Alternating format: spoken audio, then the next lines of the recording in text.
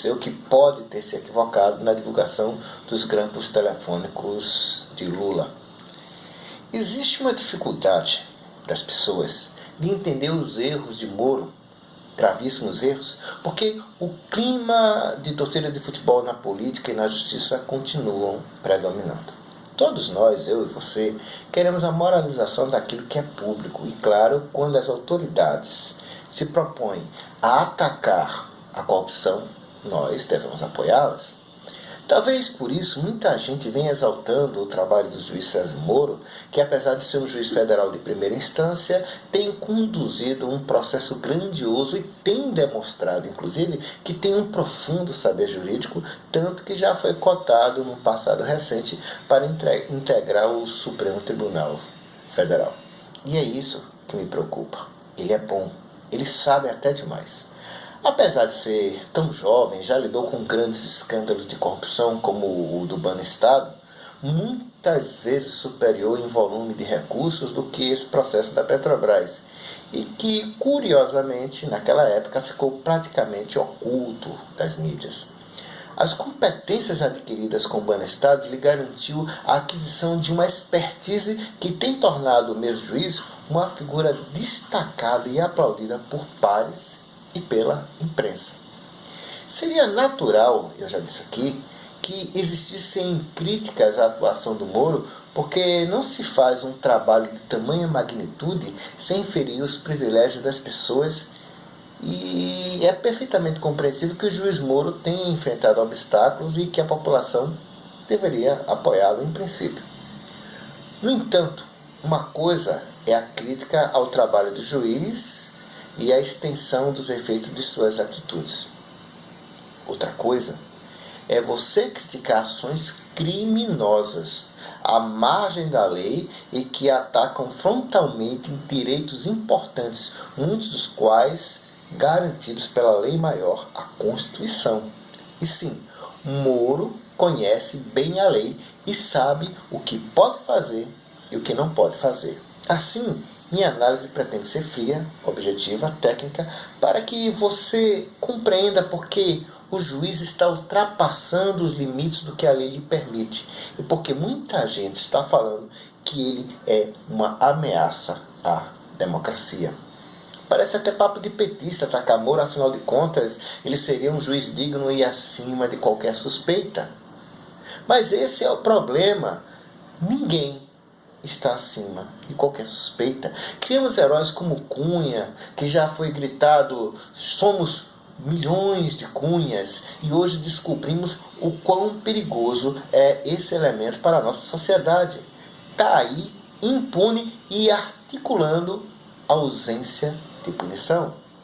Já exaltamos o japonês da Federal, que colocou, não coloca mais, e depois descobrimos que ele foi condenado por facilitação de descaminho e que provavelmente será preso. Mas por que Moro seria diferente? Afinal de contas, ele foi eleito a 13ª personalidade mais influente do planeta. Ele está colocando pessoas na cadeia, ele deve ser exaltado e parece uma insanidade combatê-lo. Mas não é difícil de entender o porquê de Moro estar sendo tão combatido. Sobre os grampos, as pessoas via senso comum acham que as coisas funcionam assim mesmo, que o juiz tinha o direito de divulgar o áudio. Para os tapados de plantão, um aviso. Ele reconheceu que pisou na bola. Ora, se fosse num país sério, Moro seria declarado suspeito e estaria respondendo a processo criminal e por várias razões. Primeiro, vocês sabem o que o juiz deve fazer com gravações que não estão relacionadas com o processo? É muito simples. Ele tem que destruí-las. Ele não pode fazer fofoca com as gravações. Imagine se um juiz, numa investigação de corrupção, descobre que uma ré, por exemplo, tem um amante. Aí ele pega o conteúdo da gravação, que não tem nada a ver com o objeto da investigação, e divulga em nome da boa moral e bons costumes. Sabe qual é o nome disso? Fofoca. E o pior Como eu disse no começo, ele, Moro, é um juiz tecnicamente preparado. Ele sabe disso. Se divulgou tudo, fez com conhecimento de que seu ato era ilegal. A Lei 9.296, artigo 8º, proíbe a publicidade desse conteúdo.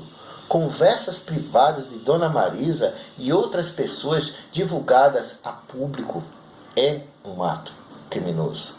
E mais, a divulgação consciente da fala da presidente é um crime contra a segurança nacional. É um excesso inadmissível, especialmente porque ele, Moro, além de tudo que foi dito, sabia que aquela gravação já estava fora do horário que foi autorizado o grampo. Ou seja, é um fato escancaradamente ilegal. Aliás, Moro grampeou por engano, equívoco, durante 30 dias todo um escritório de advocacia e ouviu os segredos desse escritório. O que foi feito desse material não se sabe. Isso viola todos os direitos dos investigados, pois a relação cliente e advogado não pode ser violada. O artigo 10 da Lei 9.296 diz que é crime realizar interceptação telefônica com objetivos não autorizados em lei. Ele se equivocou também? De novo? Gente, Moro prende pessoas sem provas, mas por apenas suspeitar que as condutas delas são ilegais. E, se nós estivéssemos julgando Moro como juízes, será que ninguém pensaria que certas atitudes são altamente suspeitas? Atitudes provavelmente conspiratórias? Pois é, Moro e suas prisões preventivas. Olha, está previsto na Constituição Federal que é inviolável o direito à liberdade e que alguém só pode ser preso em flagrante delito ou por conta de decisão fundamentada do Judiciário. Exemplo, se ficar constatado prejuízos às investigações, pode-se decretar, por exemplo, a prisão preventiva de alguém. Porém, esse instrumento é uma exceção, porque para privar alguém de sua liberdade e direito constitucional, tem de se estar respaldado em elementos factuais e relevantes, e o que temos revelado aqui é que a exceção virou regra. Na dúvida, se encarcera, se isola, se ameaça e se obtém a delação seletiva daquilo que interessa para o bem da justiça. Um dos principais vícios da Lava Jato é que os investigados são presos, isolados, assediados pelo Ministério Público, em princípio coagidos. Eles recebem a oferta da delação premiada desde que o acusado diga exatamente o que os promotores querem. Eu estou exagerando, né? Estou. Eu tenho um exemplo claro disso. Foi o caso do Disseu. Um acusado não citou e o MP ameaçou retirar os privilégios da delação. Daí, do dia para a noite, o acusado inventou uma desculpa esfarrapada e citou Disseu, sem provas, mas atendeu à necessidade do que seria exigido. Gente, eu não tenho procuração do Disseu. Na verdade, eu quero que ele se exploda, se dane. Mas o que foi feito com ele não parece correto. E quanto à leniência da Odebrecht e a delação premiada do Marcelo? Sabe-se e se tem documentos que atestam que a Odebrecht contribuía com caixa 2 de diversos candidatos dos mais variados partidos. Com a divulgação de que importantes nomes da oposição estavam na lista, foi decretado um sigilo e os meios de comunicação televisivo que tinham acesso a essas informações arrumaram uma desculpa esfarrapada para não divulgar o escândalo, ou pelo menos não divulgá-lo de uma maneira mais ampla. Mas existe a internet e a meleca está feita, né? E mais, o engano na prisão da cunhada de Vacari demonstrou que os juízes, promotores e Polícia Federal foram irresponsáveis e desleixados. A senhorinha foi presa temporariamente porque supostamente estaria fazendo depósitos ilegais no banco e era a irmã dela.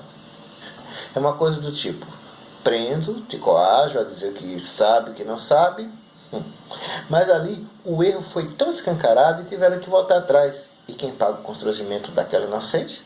Moro. E o lance do capoteiro? Em suma, o juiz Moro, como a pior das fofoqueiras, aparenta ter viés político e exatamente às vésperas de uma grande manifestação popular ajudou a criar a desordem institucional. Criou caos, estuprou a lei, o que torna sua conduta antidemocrática e antijurídica ao divulgar aqueles grampos. E criminosa, não posso esquecer. Mas alguém pode dizer, mas você viu, Sérgio, o conteúdo das gravações? Eles, Lula e Dilma, estavam mancomunados. Bom, se estavam, essa prova é inválida, porque é ilícita. E não ficou claro, a despeito do que muitos dizem, que a intenção era obstruir a justiça. E como eu disse aqui, só ocorreria a mudança de fórum e não a fuga do poder judiciário. É preciso muita forçação de barra para que você chegue a determinadas conclusões, como foram chegadas com uma facilidade muito grande, e não funciona assim no judiciário. Não funciona desse jeito. Se for para funcionar desse jeito, vira bagunça. Moro, mesmo sabendo que estaria cometendo um crime contra a soberania nacional, foi adiante e divulgou mais uma fofoca. O que está em jogo, gente, é grande. E apesar disso, é esquecido que não se pode construir provas com base em fato legal. Isso está na Constituição brasileira. Aí vem a minha querida OAB, retardatária, com um pedido inútil de impeachment. Até mesmo porque a peça não pode ser aproveitada para o impeachment atual. A não ser que pensem, depois desse impeachment, já patrocinar um outro impeachment. Mas ela não vai ser adicionada ao impeachment atual, porque senão perde-se mais tempo. O processo da Dilma vai ter que se abrir novamente, prazo para defesa e tudo mais. Questões regimentais, e de defesa mesmo. Mas a mídia, em especial a Rede Globo, blinda o juiz de erros espúrios como esse. A Globo faz mais, te bombardeia dia e noite com notícias de desemprego, redução da atividade econômica, com crises que estão ocorrendo em parte pela incompetência da Dilma, mas, não esqueçam, principalmente por conta do vandalismo político e econômico praticado pelo próprio Congresso Nacional. Um Congresso repleto de corruptos que protegem um corrupto mor, de nome Eduardo Cunha, que não vota nada, ameaça aumentar os gastos só para ferrar o presidente, e ainda tem gente que bate palmas, panelas às vezes, contra a Dilma. A crise brasileira política, isso é dito quase que de forma unânime, tudo fomentado por conta de sede de poder. Aliás, em dias de combate à corrupção, um Congresso que teria o poder de tirar Cunha não tira, porque muitos têm rabo preso com ele. E isso, como vem dizendo aqui, o torna invencível. Nada nem ninguém pode deter Cunha, somente o povo. Mas este prefere bater panela para trocar o poder e deixar no governo seus corruptos de estimação. Repito, para os alienados de plantão, que meu discurso não tem bandeira. PT que se dane, PSDB que vá para o inferno.